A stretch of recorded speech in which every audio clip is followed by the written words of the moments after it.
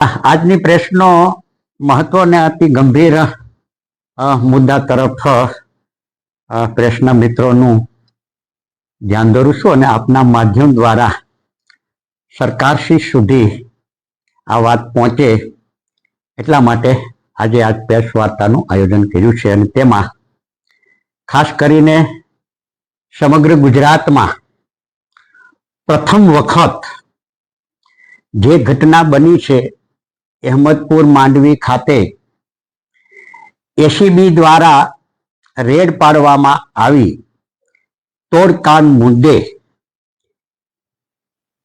એ મુદ્દાને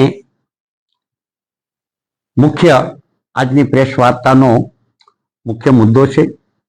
એક વચેટિયા મારફત ઉનાના પીઆઈ દ્વારા આખી ગોઠવણ કરીને મોટું નેટવર્ક ચાલતું હતું.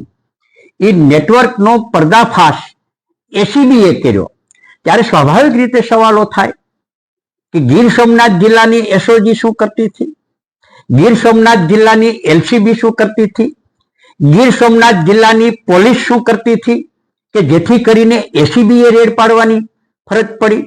એ પહેલા પોલીસને આ આખું નેટવર્ક ચાલતું હતું એનો અંદાજ નહોતો. ઘણા બધા સવાલો ઉભા થાય.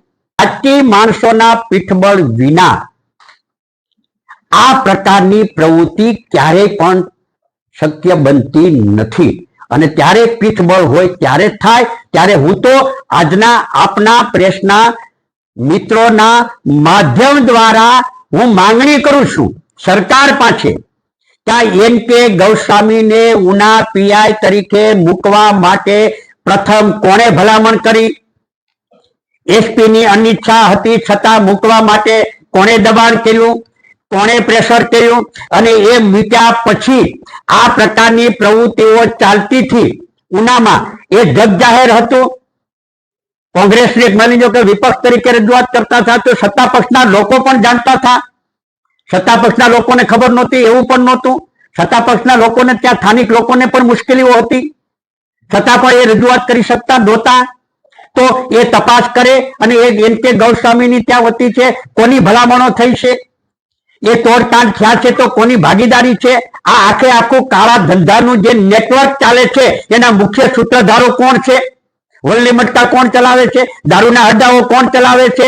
કોણ દીવમાંથી દારૂ બારોબાર પસાર કરે છે? કોણ ગાડી દીવમાંથી પસાર થાય તો કઈ પોલીસની ગાડીનું પાયલોટિંગ કોણ કરતું હતું? કોણ હપ્તા નિયમિત ઉઘરાવતા હતા? એસઓજી ક્યાં હતી? એલસીબી ક્યાં હતી? સ્થાનિક પોલીસ ક્યાં હતી? સ્થાનિક પોલીસની કઈ નહોતી ખબર. એના પોલીસની ડિટેલ કઢાવવી જોઈએ. જેમ